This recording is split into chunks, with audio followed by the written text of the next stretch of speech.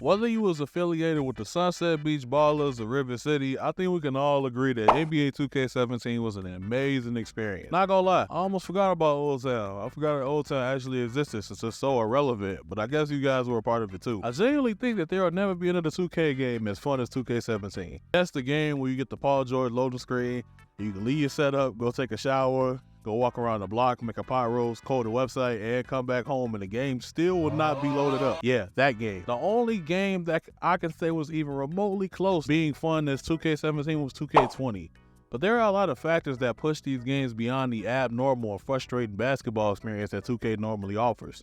So let's talk about what make these games so much better than the others. Now, this obviously goes without saying, but I think that we all know that absolutely no 2K game is perfect. There are always a problem in these games, and it just depends on how unbearable the problem is to the gameplay.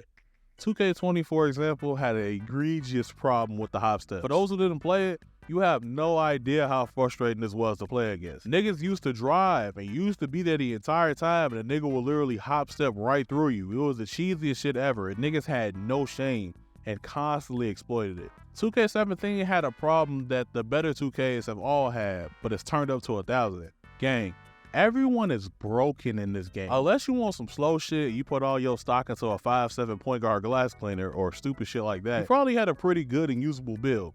Especially if you cheated like me. Yeah, I ain't ashamed. I had a 6'7" playmaker with contact dunks. Boo-hoo, nigga. Speaking of builds, in this game, it actually encourages you to make a lot of them, because it's so easy to earn VC. I think I actually had like 11 players in this game, but I deleted one of them to make my 6'10" shot creator. Hey, shut up, nigga. I ain't even cheat on this one.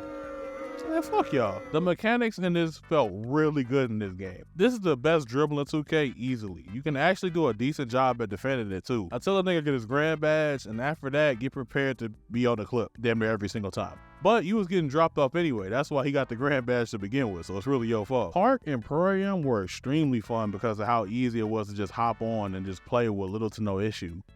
Most of the time. It was extremely fun to go to River City and beat y'all ass on y'all own courts. River City definitely had the cheesiest niggas out of the 3 Park affiliations. The River City niggas exploited everything. Every OP dribble move, every cheesy animation. And they were the first people to do that little face scan thing that made their characters look like a big mass of just fucking pixels. If you know, you know. It was also fun to pull up the Old Town and beat y'all ass too. But then I'll get like sad because I realize I'm playing the same niggas over and over again, and it's only like 15 of y'all. But the Park affiliation really made a lot of people feel like they had ops for real, and I think that's a good thing. It was fun though. My career was extremely fun too. The stories in these are usually fun and kind of cheesy, but they still cool. Cooling with Prez, getting a little orange juice thing with Justice, aka Michael B. Jordan, was fire. Even outside of my player center game modes, I still had a crazy amount of fun, especially in modes like my team. I definitely had hella fun with my starting 5 of diamond or pink diamond small forward cards. Now I'm not gonna lie, I probably deserved that one. That was definitely some scumbag shit. I'll have Bron at the 1, Melo at the 2, KD at the 3, PG at the 4, Kawhi at the 5. They really put some love and care behind the gameplay and the mechanics, and overall, to me, it just stands out above every other 2K game. Honestly, outside of the gameplay, I think the biggest factor that made 2K17 loved by most is all the dope content and raw-ass content creators that came from this game. But my team, we had dudes like Cash Nasty. I remember watching him play a decent amount on my team. I just remember watching him pull packs, and that shit was just like super entertaining, just him pulling packs alone. We got to see dudes like Orlando and Chicago be the first legend in the game after we watched Dope Swag do it at 16. We got to watch